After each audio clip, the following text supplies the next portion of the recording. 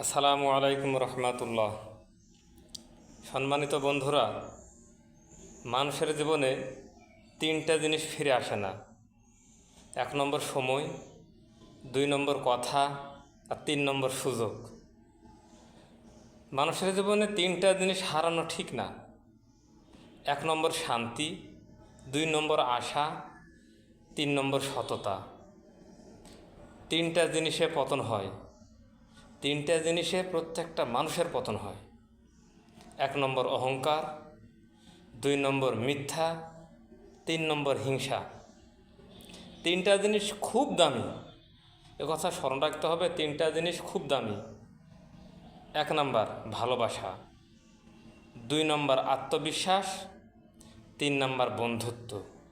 এই কথাগুলো যদি আমরা বাস্তব জীবনে একটাবার চিন্তা ভাবনা করে মেনে নিই, তাহলে আমাদের মনে হয় আমার জীবন ধন্য হবে।